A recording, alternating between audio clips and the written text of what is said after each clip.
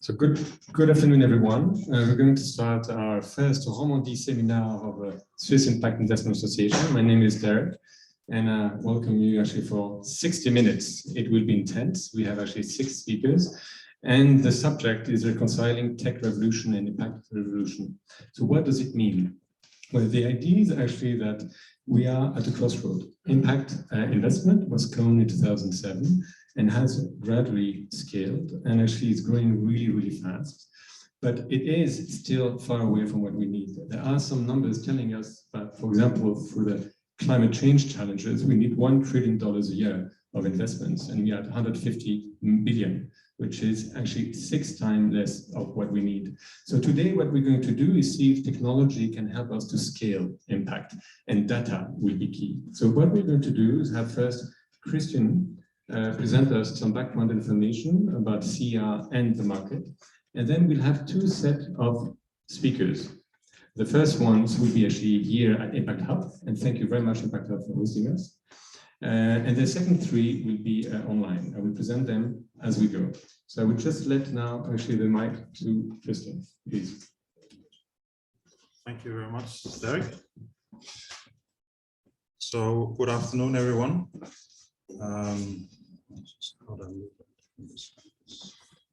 My name is Christian Kinkombe. I am a member of the board of the Swiss Impact Investing Association. And in addition to that, I'm also a co-founding managing partner for the group and a partner of a new fund you'll hear more about today called the Invisible Hearts Ventures. So let us just to set the context of what are we talking about today. So as you know from the annual market survey of sustainable finance in Switzerland carried out by Swiss Sustainable Finance, there are 8 categories of what is known as impact sustainable finance. And so you have basically exclusions, you have norm-based screening, best-in-class ESG integration that you've heard a lot about in the media recently, ESG voting, ESG engagement, and sustainable thematic investment. And last but not least, you have impact investing. So yesterday, a new report was presented where we got the latest figures. These are the figures from last year, as Derek mentioned. Let me just, I managed to take a screenshot from the presentation yesterday. So the latest figure is actually that the capital market is more than 100 trillion US dollars, and impact investing is 750 billion US dollars. It's just a small fraction of what we have on the capital market that goes into impact investing. So you can see the market size is quite small. We just the latest figures from the United Nations Development Program that we met with earlier today is that the developing countries, they need 2.5 trillion US dollars to cover and finance the SDGs in the developing countries. And because of the COVID pandemic, the total amount for the entire planet has now increased to more than 5 trillion US dollars. But nonetheless, these are amounts that are significantly less than the total asset under management in the capital market, plus what is known as sustainable investment, which is, according to the latest figures that we got yesterday, is 35 trillion US dollars. Basically, what are the major differentiators of Impact Investing Association? Well, firstly, we have an outreach to all of Switzerland. We cover both the French-speaking part of Switzerland, the German-speaking part of Switzerland, and we hope also in partnership with Impact Hub Switzerland network that we would soon be present in the Italian-speaking part of Switzerland. In addition to that, we cover the entire impact investing value chain that covers the suppliers, those who demand, that is mainly the members of the Impact Hub Geneva, where we are today, the intermediation of the service providers, the market enablers, such as accelerators and incubators, as well as policy and regulation. As I said, we are present both in the Canton Geneva and the Canton of Zurich. So the vision of SIIA is basically we are a globally leading network in impact investing, and we aim to establish Switzerland as the epicenter of impact investing. Our mission is to encourage all of these stakeholders that we saw before to jointly develop a narrative for impact investing for society to adopt by being a platform for best practice of impact investing. The value proposition is that SIIA is as an influential private cross-sector driven coalition is dedicated to driving more private capital to improve the lives and the environment, given the strategic position that SIIA achieves through alignment of its work with that of the Global Steering Group for Impact Investing, Global Movement, Swiss Sustainable Finance, Swiss Geneva Sustainable Finance. We collaborate also, tend to collaborate with Swiss diplomatic representations around the world. And basically, we aim to work towards a more diversified ecosystem. And last but not least, we are also using the so-called Chamomile platform as a way to connect all of those various stakeholders in the system. So, back to you, Derek. Christian, thank you so much for this background information. So as you can see, we are really at a nexus, and we're going now actually to listen to our first panelist. And David, can you maybe join the table? And David actually provide us some conceptual background to actually what data and blockchain can do together. I think maybe it'd be nicer for you to come here so that people can actually see you on Zoom. We have more people online. Okay. And don't hesitate to use the Q&A question in your comment box if you want to share anything. We'll of course have a Q&A session at the end. Thank you.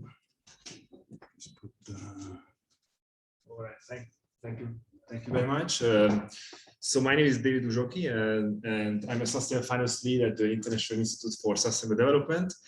I'm going to speak about the tokenization of infrastructure and how basically blockchain technology can address some of the barriers of financing sustainable infrastructure more specifically.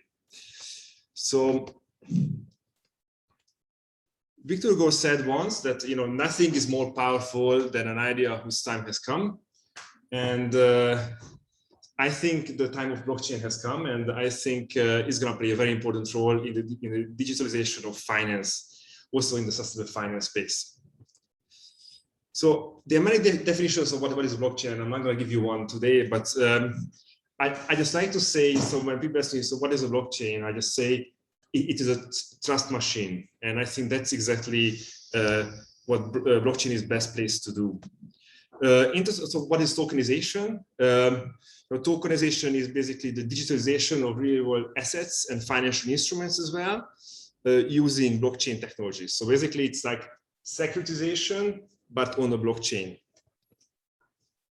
So just briefly, just what are some of the benefits? What is the value proposition of tokenization in the infrastructure context? So first of all, it has liquidity. I mean, infrastructure is an inherently illiquid asset class, which of course, I mean, if you invest into a private equity fund, you have a 10-year lockup. So you have to actually price this in this illiquidity, which can be, according to research, it can be about like 40–60% as well. So blockchain can actually, so if you tokenize the infrastructure project, you can actually save this liquidity discount. Also, blockchain in the, when you tokenize infrastructure assets, then it can also lead to lower transaction costs. So for example, when we talk about liquidity, you could say, oh, that's great, but why don't we actually just go to the stock exchange, and list, like, as for example, what we see in the real estate space, you have REITs, real estate investment trusts. So basically there, you have the liquidity you want. That's true, but then for 80%, and the costs are much lower in case of security tokens. So I've seen something like 5%, but actually people are telling me that it's even lower now. Also, you can have cost savings on the operations side. So by using smart contracts to automate some of the tasks, you can actually realize significant gains on that front as well. I think another benefit of tokenization is that you can access another pool of capital. So basically, when when you look at infrastructure investors, normally, they have to go to a private equity or private debt fund. They have a high minimum cost. Sometimes it's $1 million to actually entry. So what if we can bring it down? So what if we basically 10 francs you can invest into infrastructure? So how would it impact your cost of capital? It's a question mark. I think it definitely will have a positive impact because you actually extend the pool of capital that you can access with infrastructure investments. And the next point is better transparency. I think that again comes back to the blockchain's main value proposition of being a trust machine, that you have actually transparency and accountability. So think about it that you are an infrastructure investor and you can actually follow the infrastructure project on the operational side, on the financial side, and also on the sustainability side. So if you want to track sustainability performance, you can do so much better with tokenized infrastructure. Also, tokenization can provide, transaction, increase the transaction efficiency. So, for example, in the case of listed equities, for example, you have T+3 settlement time. With blockchain, it's instantaneous. So basically, you can have it immediately. Like the problem with T+3, that sometimes it's more than T+3, right? So, for example, if the counterparty is not delivering the stocks or the cash, then you can actually it can be much longer. Also, you have a counterparty risk, which is not the case when you tokenize infrastructure. Another point is really the overcoming the limitation of small size. So especially in the impact investing context, the challenge of financing small-scale projects is always there because basically the transaction costs are much higher in this case. So think about tokenizing, for example, real estate in Geneva. So you can also have a much more targeted portfolio construction. You can say, I want to be long on one street, so I want to buy the real estate in one street, but I want to short on the other street of Geneva, let's say. You can actually do it when you tokenize real estate or infrastructure. So it makes it possible to actually target your portfolio exposure much more precisely. And to close up my intervention, so basically there are regulatory challenges, and that I think very important to note. And I think it's, I cannot really spend too much time on it because I have like 5 minutes now to cover this topic, but I think this is a key part. So basically how you can actually be compliant with a regulatory framework that was designed for an off-chain world and still maintain the benefits of tokenization. So I think that's a big question mark. And I definitely want to see some answers there in this front. And of course, finally, you have technological challenges as well. So scalability could be an issue, cybersecurity, and of course, it's an emerging technology. So you will have some technology risks that you have to take into account. I actually did a report on this like in 2018, and it's being updated as we speak. So I'm going to have a new report coming out just to show you how my thinking evolved in the meantime. I can definitely give you a spoiler that I'm actually very skeptical about some of the benefits and how actually blockchain can deliver some of the benefits that blockchain can deliver in the sustainable infrastructure space. So thank you very much.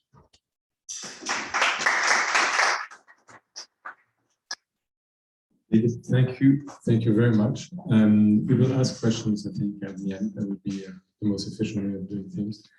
Now I want to welcome Fabien Tutassa from Havuta, and he's going to speak to us about actually a concrete example of how to use blockchain. Thank you. Thank you, Derek. Hi everyone, so I'm Fabien, co-founder of Havuta. Havuta is really born on the idea of building capacity at the local level and taking the other spectrum of the impact, whereas field implementers, NGOs, program implementers need to have to face that persistent data deficit that the development sector is facing.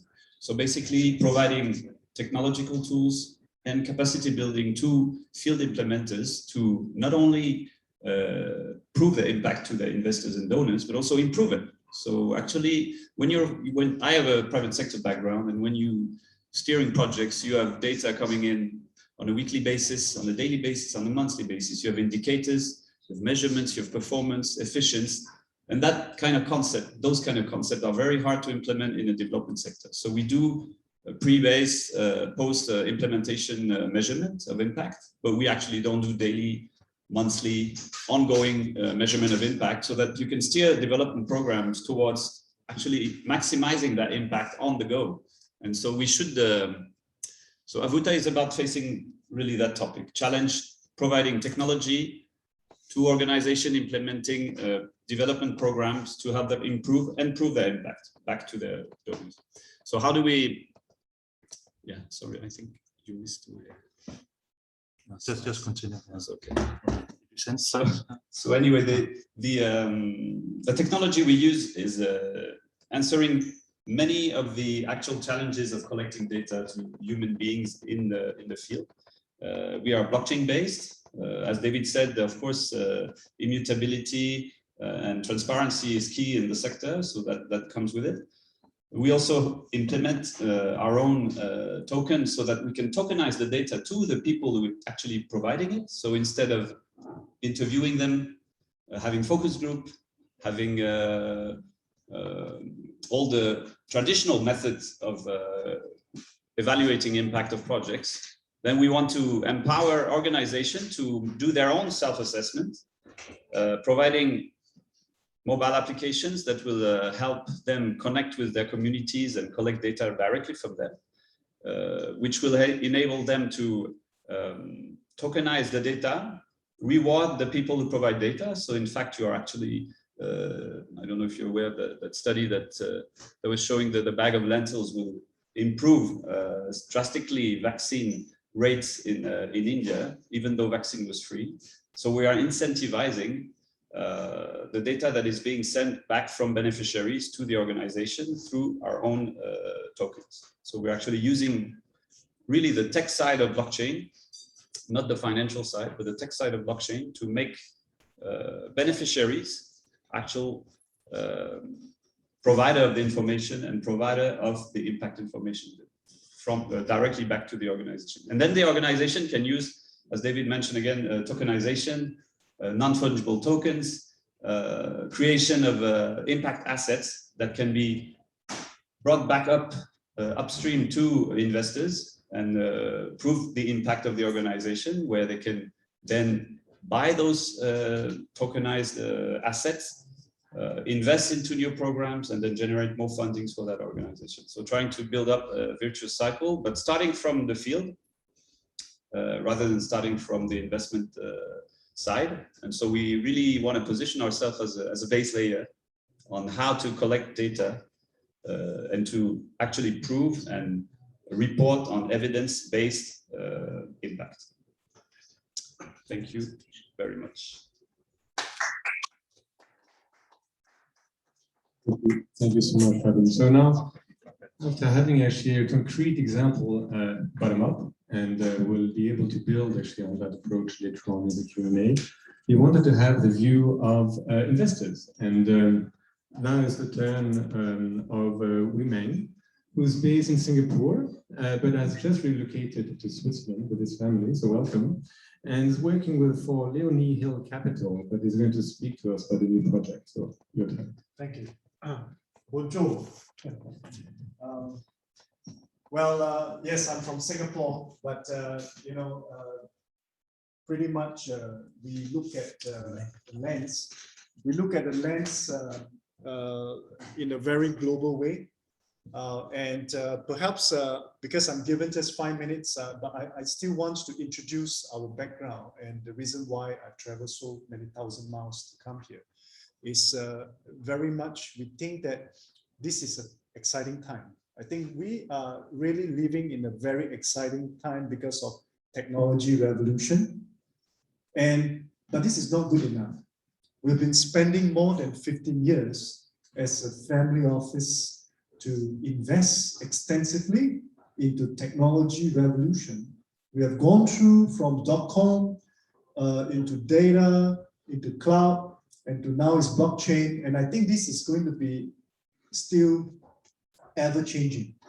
But one thing I think I must emphasize that while as an investor, we invest into the future for profitability, to create enterprises, it's time for us to really think through what else can we value add. And this is why today I wanted to introduce that the mission that I'm living in Switzerland is to really create an invisible heart venture. I think everybody knows technology is disruptive. and we are living in the fast-changing, fast-moving, fast-pacing world. As we progress, as we modernize, we need to have also a good heart. And I think this is where I want to bring the topic of digitization into a good heart. And this is where we want to work extensively with every one of you, whether you're a tech startup, whether you're an international NGO, whether you're in an advisory group. I think if we share the same purpose of moving this digital world into a modernized digital economy, I think we should also look at how do we create this for good, for the good betterment for the society and the betterment of our environment. So the vision is very simple, but it is, in my opinion, is going to be very, very important for us to take the right step. And we are here to create measurable impact in all of the innovation and disruptive companies that we see in the market. And this is not just one VC's looking at this whole market, but we are trying to draw upon every one of us into an alliance and trying to build this as a force that we want to bring tech for good movement. And it's very important that, you know, we want to put the money to the right place. And we want to really be more aligned towards SDG for all this technology innovation. And I think this is very important. Of course, you are seeing that there's a lot of VCs now going into the impact. But what we want is to also work with all of the VCs as investors to go beyond the financial lens and be trained to practice how impact is measured, so that I think we can create more value to our investees, more values to the economy, and more values to our investors as well. So this is, I think, it's going to be our underlying footprint that we want to create this SDG impact measurement metrics onto all the technology companies. And we want to apply technology to really create this whole new era of enterprises. And I think we call ourselves, you know, the LIKE, which is a leapfrog impact technology economy. And this is what I'm calling upon all of you to participate, to work with us and try to bring this whole discipline of impact, not just for fund managers. It's more into like what our friend has just mentioned, at the ground level, at the base level, you want to capture the right insights so that you can capture those impact activities and statistics that you can replicate from India to Nigeria, from Nigeria to Colombia, right? So globally. So I think this is something that we are looking forward to fund. We are looking forward to work with you, and we are looking forward to guide entrepreneurs becoming tomorrow's impact entrepreneur. All right, thank you.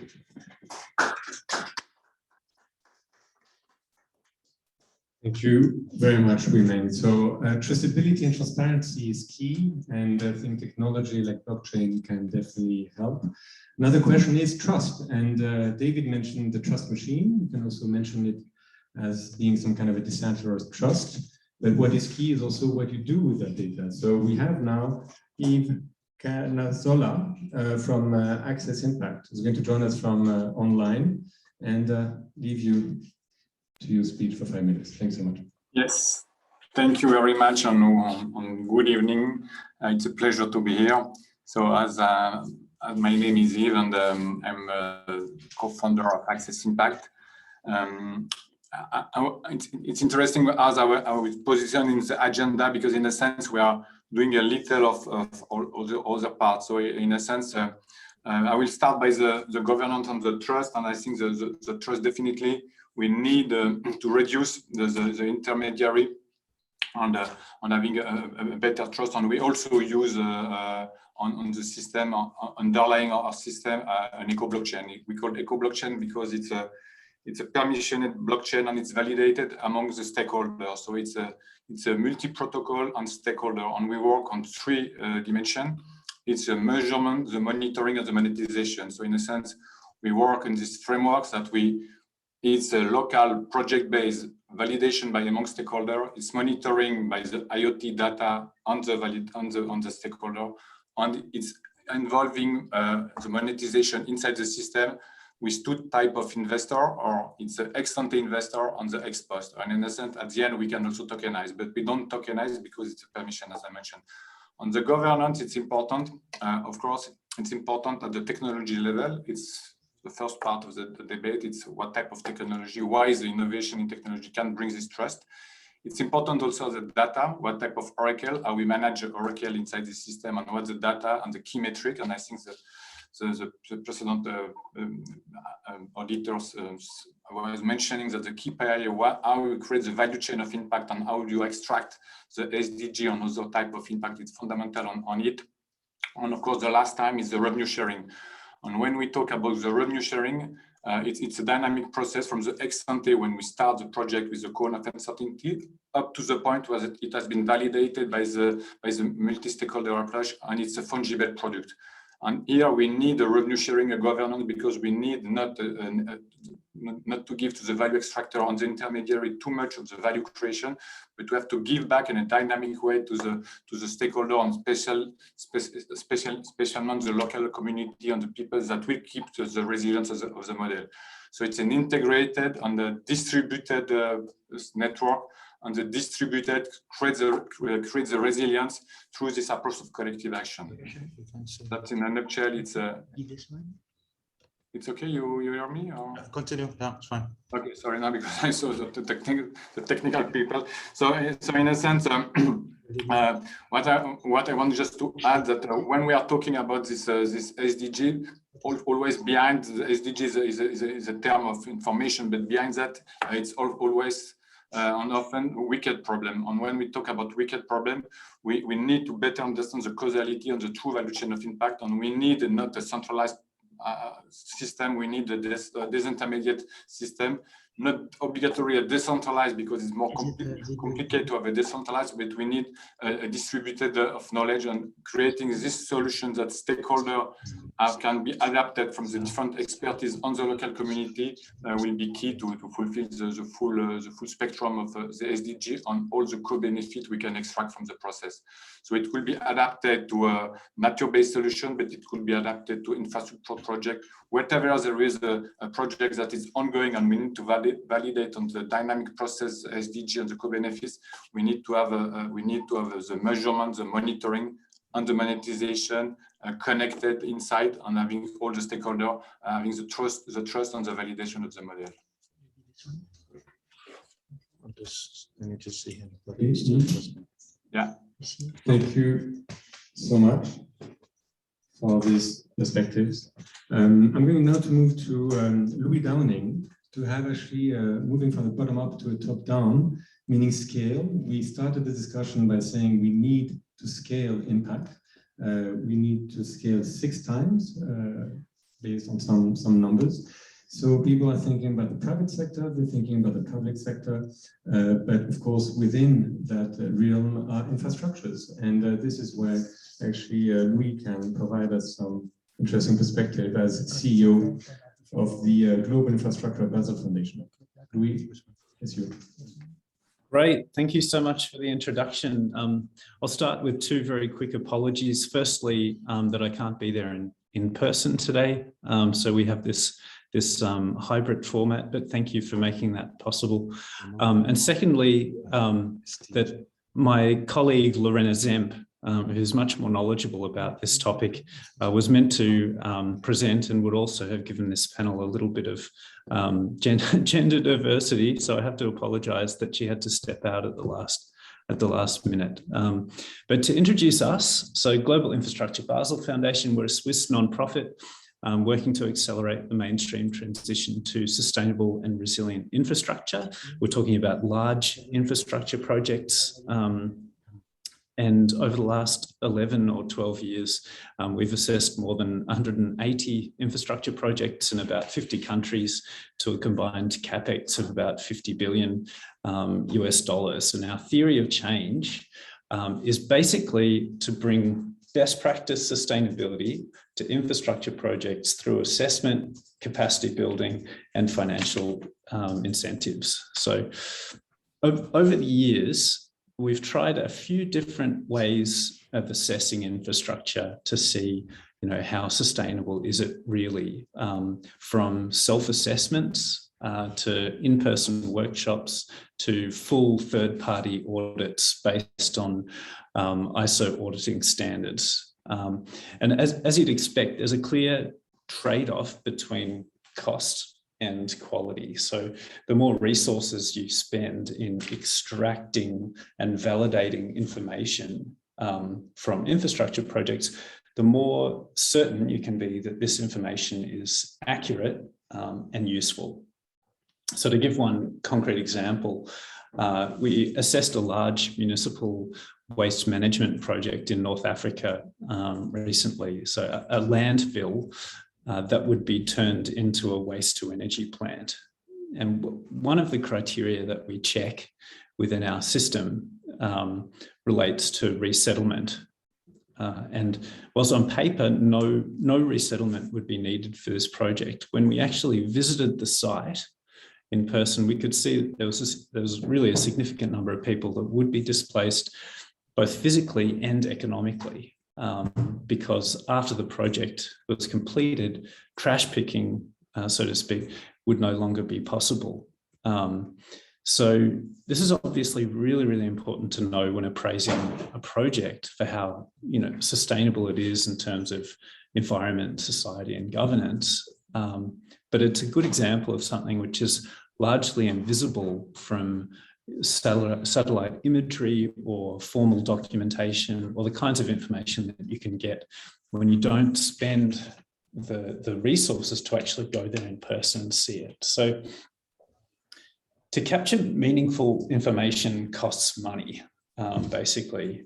But unfortunately, what we've learned over the past decade is that placing a really high cost on certifying sustainability creates a huge barrier for asset owners to go to the effort of assessing and improving their projects, unless they're in some way incentivized or forced to do it, for example, by regulation. And sadly, the market today is really rife with examples of greenwashing, and you really see it everywhere.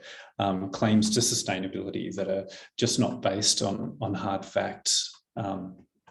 So the main question that we're trying to address is how can we provide good quality assurance of sustainability without scaring infrastructure projects away with huge auditing costs?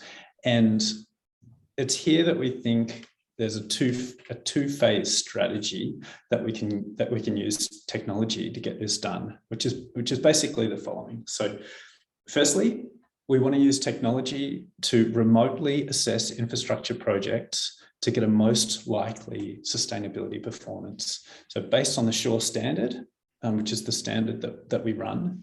And to do this, we've got a few techniques that we're currently building out that use a combination of geospatial data processing and natural language processing on publicly available project documents like environmental impact assessments and social impact assessments, to then do an automated multi-criteria analysis to indicate the extent to which we can tell the project is looking good from a sustainability perspective or not, as it was. And some of the criteria that we're including are things like climate change impacts, like sea level rise. Will this project be underwater in 50 years' time?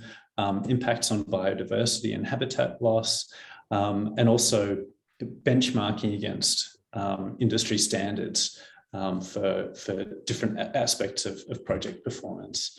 So that's the first phase. And the reason this is really interesting is that we think we can do all of that remotely without any cost or time inputs from the asset owners. So we've just removed that barrier. And we could also do it without their consent, which is very, very interesting. So that's the first phase, using technology to do automated assessments of assets. Then the second phase is to notify asset owners of the remote assessments that have been conducted on their projects and what the result is. And what we've learned is that project owners whose projects are rated with, let's say, a red flag or an orange flag, very quickly want to know, how do I change that red flag into a green flag? And this is where some human inputs need to come in to better understand the project context and to fill in the gaps to provide a really high degree of assurance that this project is really built for the future. Examples like the considering the welfare of waste of trash pickers in the example I gave before. So there's quite a lot more to it all, which I'd love to explain, but I'm also aware of time. So I might leave it there. Hopefully that seeded a few ideas for discussion.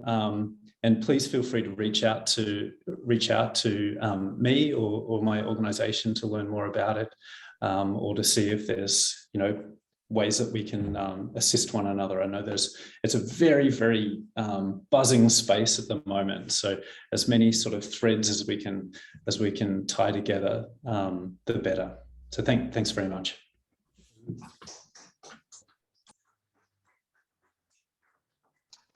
Louis, thank you so much for these very concrete examples and providing us a different perspective to the talks we've had so far. Now we're going to look to the future and be creative. And we have Michele Suavi joining us, and is working for Impact Scope and for IP Group, and is an expert in blockchain and cryptocurrency. So looking forward to the talk. Hello, good afternoon, everybody. If you may go on the slide, should be next. So I'm presenting myself. I'm Michele Soavi. I'm blockchain lead at 4IP Group, and I'm trying to build up a bit on what has been said before. Thank you, that's fine. You can go on the next. And basically also bringing a bit my experience coming from an audit background. That's something which was mentioned before. It is nice to connect the dot and bring also this perspective on the idea really of extracting data for such a problem, for such an objective to use tokenization. So how can data be used? I mean, just to summarize quickly, what we have in mind, what we can use here is the blockchain as the register for which kind of information we may need. The information which is registered on the blockchain may be automated following a specific logic, which is somehow associated with a smart contract. And on top of that, we can put a token, which is the representation of a physical asset in the world. And they were already mentioned before.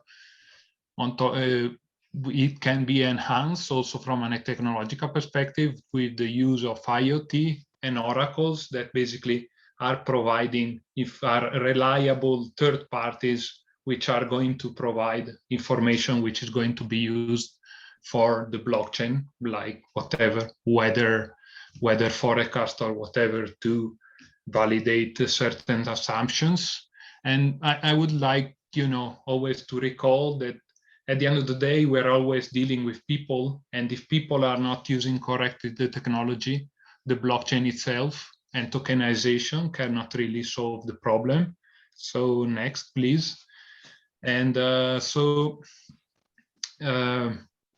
would start with some meaningful questions, which for me are important really to get started to understand how to extract data and extract data which is valuable. That's always important to somehow being able to translate data into meaningful measure for impact, not mixing output with the outcome, because when we are talking about impact, there's another consideration to be taken into account, and the definitions tend to be a bit blurry still, and therefore it's really important to have a definition in mind. And secondly, the important as well from a technological perspective to be able to connect the token with the asset which is existing in the real world. That's why, for example, Bitcoin was the first asset, it was the first product which was proposed because it was native digitally, and therefore it's easier to take advantage of blockchain tokenization as smart contract or something which was born on the blockchain. And it was mentioned already before, it's important, to be able to define previously how impact will be measured along the different steps of the value chain, how individual impact may be measured. That's important question to ask, and for sure legal treatment. At the end of the day, before we were talking about security tokens, which from a legislative perspective are a much bigger burden other than utility token. Therefore, it's important to make sure that if the token you are offering is something which is tradable, there may be some investment expectation from the people, and then may be considered as a security token, and therefore legally it may be more challenging. Next one, please. And it's something interesting. It was mentioned before, in the sense that that the first point relates to the fact that it's a very good sign to use the blockchain if the problem we are trying to solve has never been solved in a different way. If there are a lot of different stakeholders with different interests around, that's always important. That's really a good sign that blockchain could be the right solution. Otherwise, something else would have been used, like a database to keep trace of the impact. Importance of the standardization, interoperability, reporting standard. It's nice, I was talking just after Louis with Sure, and really bringing standards to really create tangible measures which can be used to assess impact. It was mentioned before, the importance of incentives, again, because if people are not dealing correctly with the technology is not working well. And such incentives or controls can be built into the system with a smart contract, which can give some rewards or penalties based on the behavior of the user. Well, the importance of understanding that measuring impact requires a long-term approach, in the sense that the output is not necessarily the outcome, and to understand the outcome, it takes a while longer. And well, availability of digital data, if we have already a lot of data concerning impact, which is available digitally, it's a good sign to be used as tokenization. And yeah, a flexible approach, because there are just so many things to be learned on the field.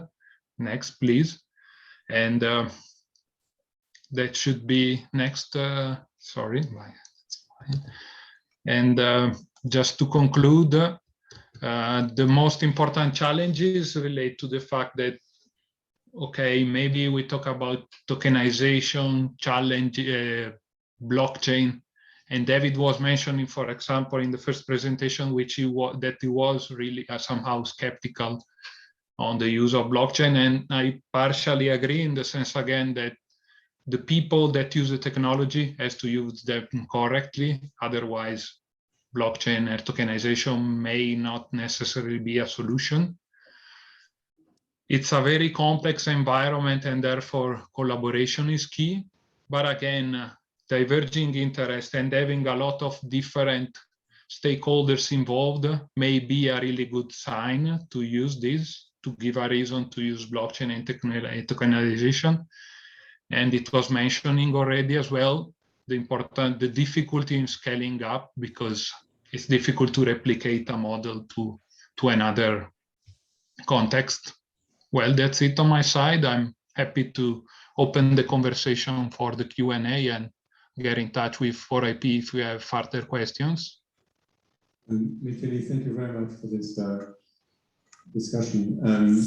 Now we're getting to the Q&A session. If you have any questions online, don't hesitate to share. I will start actually with the key goal we have today, which is scaling up impact. And a lot of people actually want to convince the private sector to go into projects which are, let's say, in emerging or, let's say, frontier markets. And I was wondering if blockchain, tokenization, traceability, transparency could soon bring solutions for traditional capital from pension funds or maybe sovereign funds or maybe even philanthropic to actually go to a more risky perceived project that maybe technology can mitigate through improved traceability. So maybe I will start with David. Yes, so thank you very much. So basically my reaction to how to actually scale up impact is, you know, at the end of the day, it's really a supply and demand problem. So like we have a very substantial supply demand mismatch. So basically we don't have a robust pipeline of projects that are bankable or investable. And so on the other hand, we have capital that's available, but there's some discrimination between the two sides. So for me, when we use technology, I will try to address both sides of the coin. Like on the supply side, I think you know what we can do, what basically blockchain can do is to maybe decrease some of the transaction costs involved in this project. So then, if you have lower transaction costs, then also your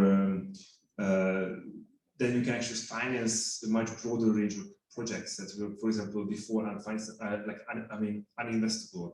It could be like small scale. That would be one way to look at it. So, for example, small scale projects can actually access capital that they could not do so before.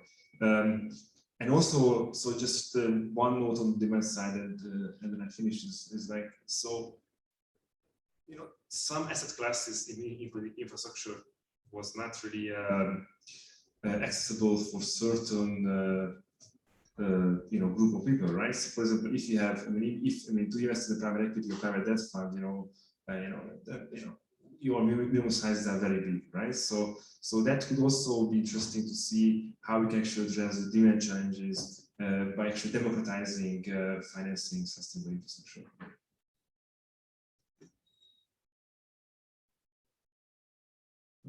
Oh.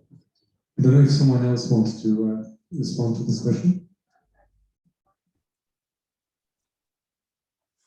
Okay, so the next one. Okay. Yeah. So the scalability is in two dimensions on our side, on our project. First, we differentiate the ex-post and the ex-ante investor. The ex-ante investor is connected as a stakeholder from the start of the project. And in a sense, he has, as we mentioned, it's a wicked problem. So there is a cone of uncertainty. And when we start, we need some energy. The energy is linked to the amount of money we start inside the project. So it's a very private equity, very risky. But what is interesting for him is that he will be connected with other stakeholders, and he will receive the information from the blockchain from the start of the project, and he will receive the information from the different oracle. So in a sense, this investor is a very value creator, and he will be among the stakeholders. So then the project is ongoing. We add the pool of knowledge, we increase the quality of data, we understand, we reduce the cone of uncertainty. And then a third step, there will be other type of investors. The investor who want a fungible SDG, a fungible value created already. So in a sense, we can tranche inside the marketplace onboarding of asset manager from the very beginning to the end, and there is a tranche according to the cone of uncertainty. The second level, so it's a private public, easy because we can have blended financial product inside this onboarding. The second one is, as we mentioned, it's a multi-protocol with different co-benefit. On when a stakeholder is creating among them a level of protocol, this protocol could be moved to another project. So for example, we work on a project in Tanzania, it could be done in India. There will be some specificity linked to that, but the same owner of the protocol is not the company, is the stakeholder itself. So there is a very scalability because you can create new protocol and make a scalability on the platform. So there is a two dimensions: the financing from ex ante, ex post, on the owner of this as a stakeholder to create the protocol that could be exported to other project. Thank you very much. Another question actually related to that. A lot of people spoke about the ecosystem and that actually the blockchain is, let's say, an opportunity to link an ecosystem. I would also say that actually it relies on the ecosystem to collaborate in order actually for new solutions to emerge. If we look at other industries, supply chain, logistics, for example, so the projects who seem to move forward were the ones who could really bring most people on the table. So I was wondering if maybe the impact space would need at one point to create a commonality, a common ecosystem for those technologies to be tested and then maybe scaled according to some common rules or maybe, let's say, languages so that people can trust each other and scale together. So maybe Louis, you want to respond to that?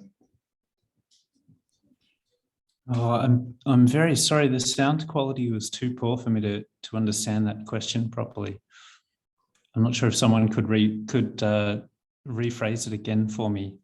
No, the question, do you hear me now? Do you get closer to the computer then? Do you hear me now? Is it better now? Now it's good. Now it's very good. Okay, Thank you. So I have to get closer to. No, the question was about the ecosystem, saying that actually for a technology like the blockchain to work, you need to bring together a very diverse group of people.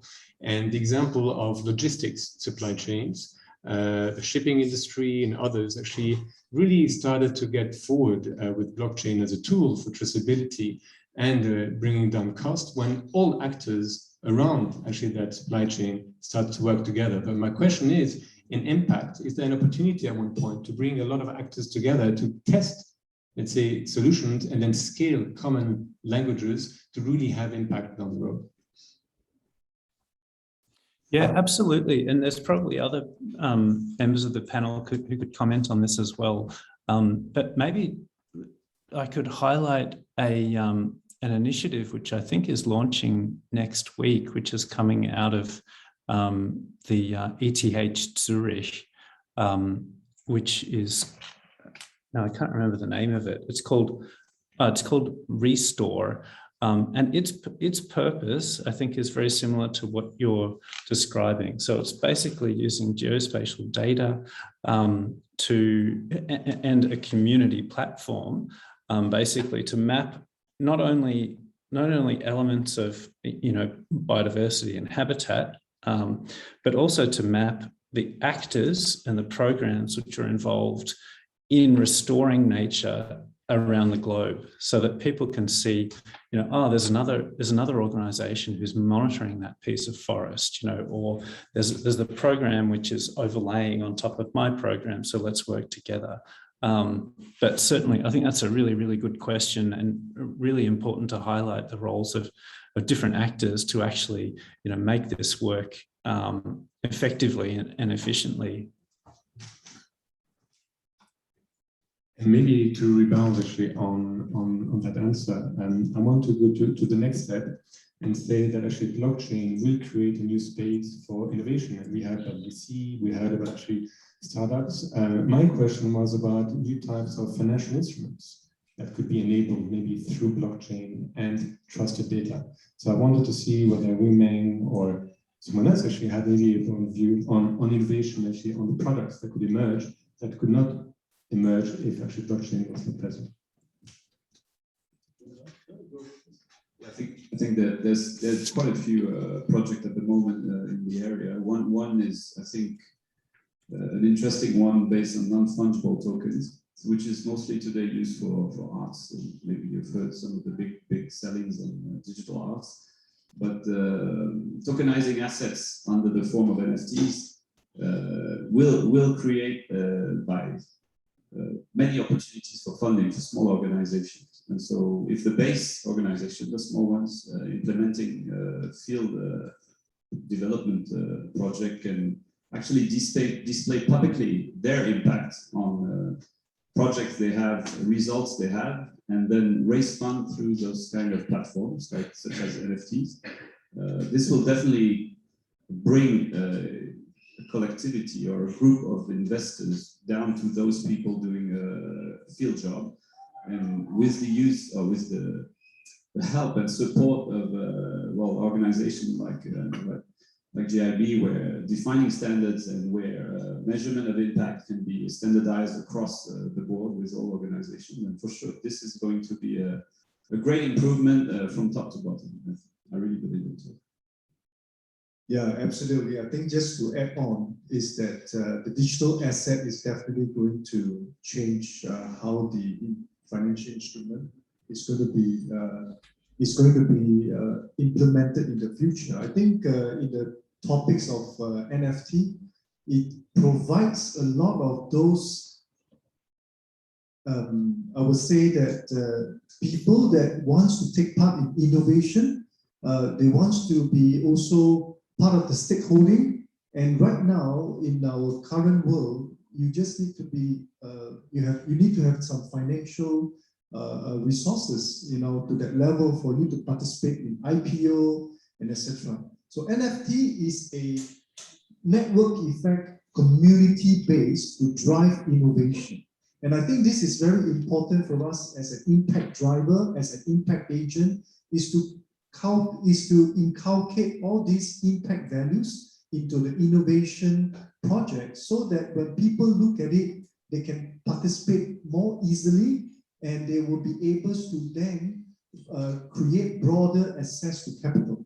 All right, so it's a win-win proposition, and I think this force, every government is looking at it very seriously. Yes, there's ban on certain aspect. In my opinion, tokenization is going to be ruling the future of capital, and therefore, with the access of this capital so easily, I think we are going to bring more opportunities to disrupt the world. Great, thank you so much. So we have actually 2 minutes left. I wanted to maybe leave, let's say, the participants maybe the last opportunity to share something. But the key message is really, it's an emerging space. No rules yet. They are to be defined. They will be adaptive, agile. But what is key is to have a network and an ecosystem. And I think actually what we try to do today with SIIA is to bring people together, to exchange views, and actually to try to work together over time. And now if someone actually has any last comment, and maybe my last question would be actually what can be done to accelerate, let's say, your respective initiatives? How can we help?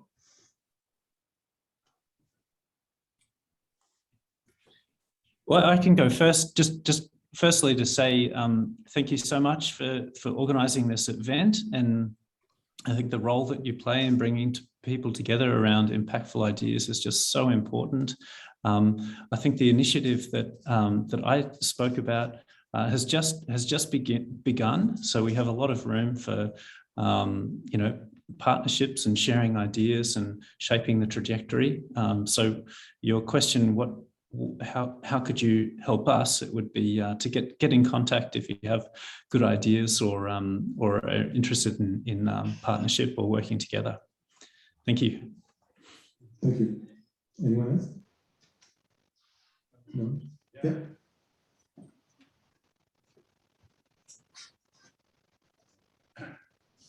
Can I speak from here?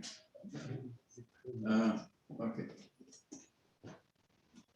Being a little bit of an outsider, but listening in, I was wondering, isn't there some kind of a contradiction, a riddle that we have to solve? Blockchain the benefit is it's predictable and cannot be changed. Innovation is something about changing things, being novel. So the question is, with a blockchain, who owns the blockchain? How many people are involved in a blockchain? And who could actually change what is being inputted by the different actors? So that's my question. Thank you.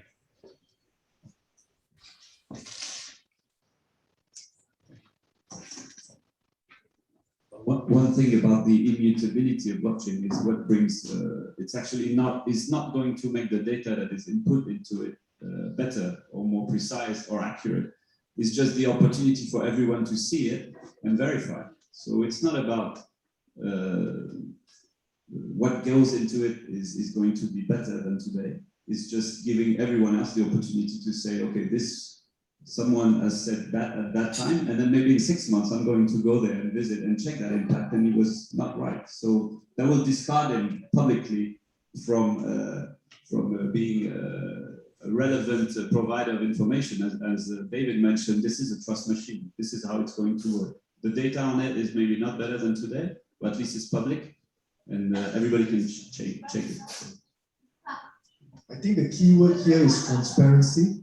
And because of transparency in a very distributed manner, it provides the trust. So it's not about the how you manipulate the data. It's about the genuinity of the data, that everybody is very assured that these data are genuine, not manipulated. Yeah, I mean, just a couple of thoughts on this. So basically, I have the feeling sometimes, like on these parallels, that when we say blockchain, people think of Bitcoin, right? So the Bitcoin is blockchain, okay? But there's so many different blockchains out there, right? So basically, you can have private blockchains, permission blockchains, basically, which is controlled by a company. Like we have seen some of these, like JP Morgan doing their own blockchain. So those blockchains are clearly you can change, right? So that's the whole point. And so they're not immutable. So then you can also, so I think we have to be careful to use the blockchain, as just a blanket statement and, it's immutable. And I also, when I did my presentation, I said it's a trust machine.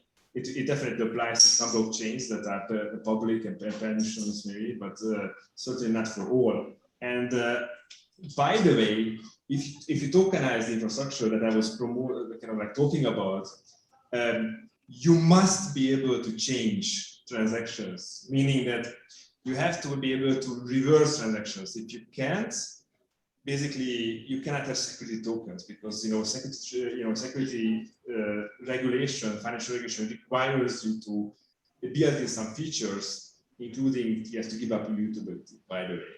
So I just want to put it out there. That's why we have to be careful when making generalizations. Great. I know that Rumen has to leave. He has a train to catch at 6:15, but since there are people in the audience, I know they want to ask a question. We can take a couple more questions. So we really just leave them. Thank you so much. So I'm sorry, I need to make a move, but I hope to see you guys. Okay. Yeah. Anyone else has a question?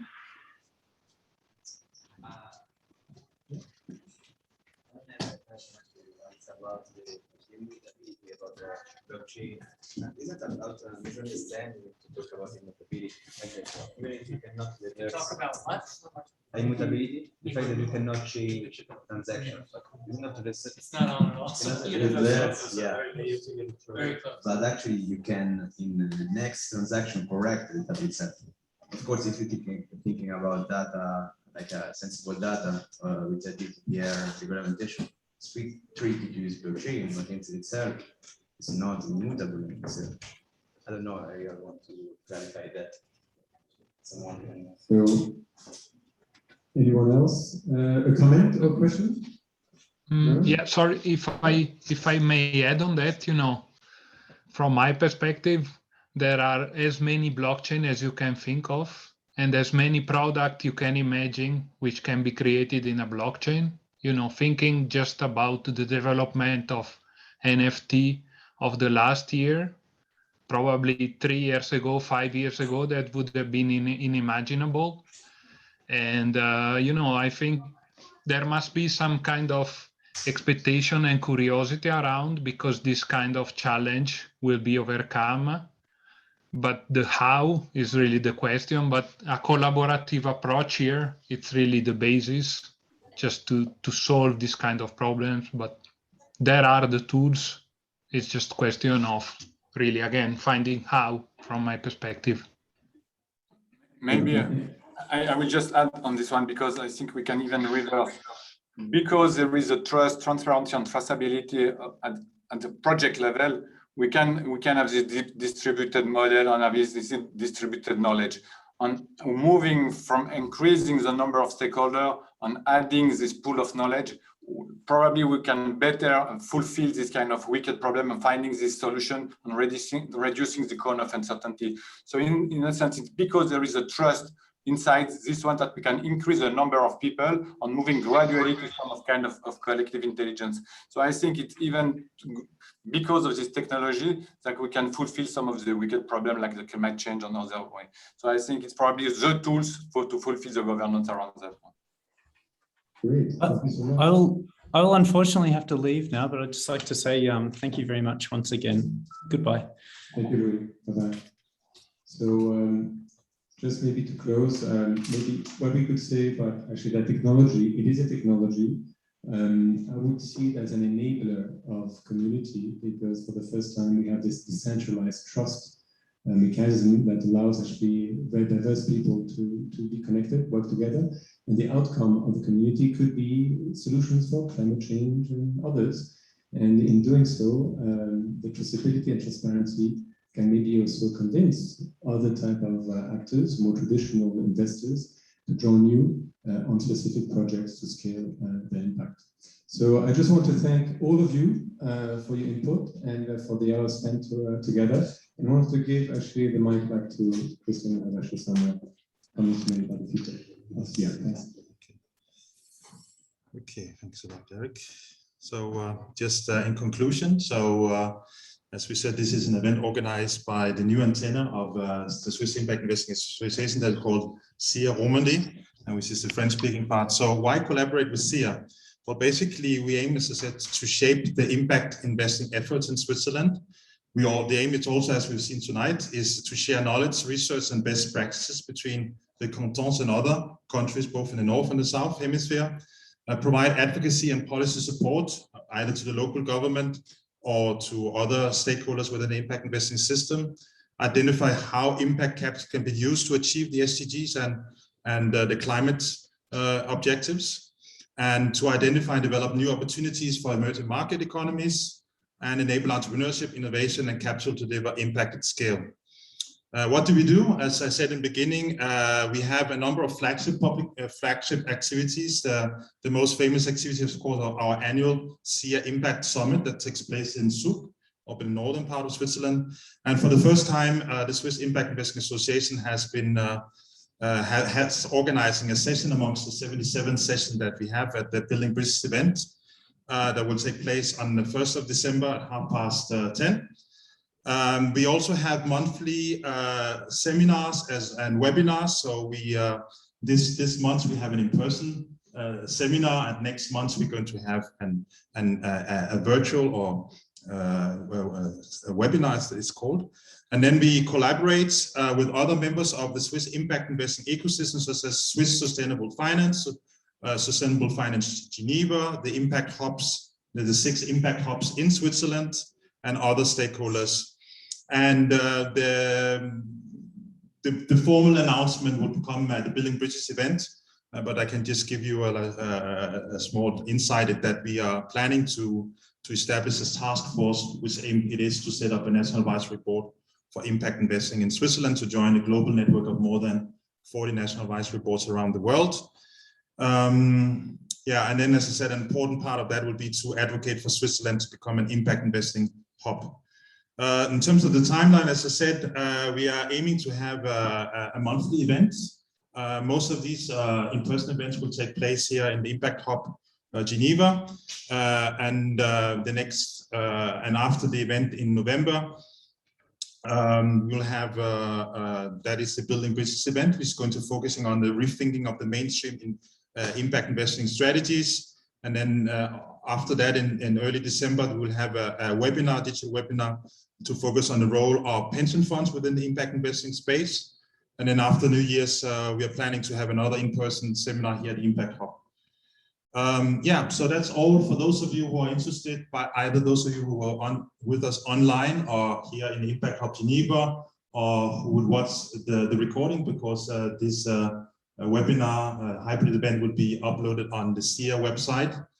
Please feel free to reach out to either Derek or myself if you want to know more about what SIIA is all about, and if you want to join our association, so we can make a real change here in Geneva. So thanks a lot to everyone who was with us online, and thank you to those of you who are here with us in person. And have a good evening. Thank you. Thank you.